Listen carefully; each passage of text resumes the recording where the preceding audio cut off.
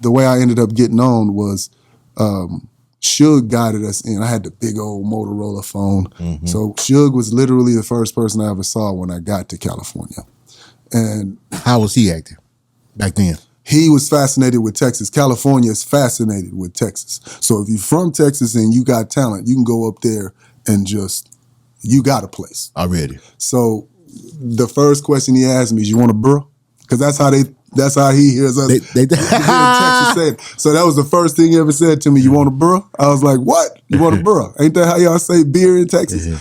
I'm like, nah, I don't drink bro or beer. Yeah. And I remember like being relieved because here we wasn't gang banging. Yeah. So me and my group go out there with these big ass red jackets with our names on them. And good thing Suge was a blood, right? Yes. So he was like, that was the second thing he said to me. He tapped me on my chest. I like that jacket. It didn't even hit me at that time. So where we met him was at this guy named Tom Klein. That's a white dude, bunch of money. This was his office, but it ended up being death row offices because Suge ended up taking it from him. Yeah, but the dude they were paying me like $2,000 a week to stay in California and work on top of whatever I was getting paid. So they made it real good for me right away. Yeah. And I told Suge my plan. We came here to do two things. You asked me what made me go there. Mm-hmm. I would look at the back of Eazy-E records because there was no NWA record yet.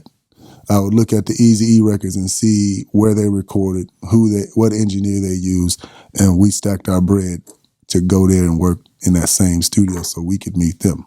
Already. And so that's that. I told Suge my plan about that. So Suge, instead of taking me hat in hand to Dre and Eazy, he took me straight to Brian Turner at Priority. Brian Turner gave me a deal, and he's the one who said, now I need you to help Dr. Dre finish NWA's record. That's how I started working with Dre. It didn't have nothing to do with Doc. It had everything to do with my own work. Niggas for Life. He said, Dre is 2 years behind. We need you to help him with this record.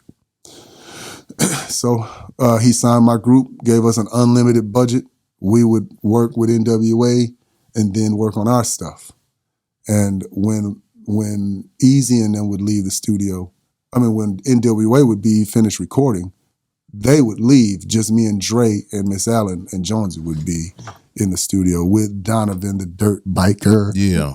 Because that was who I was going to pay to work. And I remember the first time I went up there and mixed, because I would record here at Planet Dallas, and I took it to mix there. Mm-hmm. Remember I first played that for you, Fresh? When I mixed and mastered with Donovan, and Fresh was like, man, do y'all have reverb on that kick? I'm like, yeah, that's some shit they do to make the kick harder.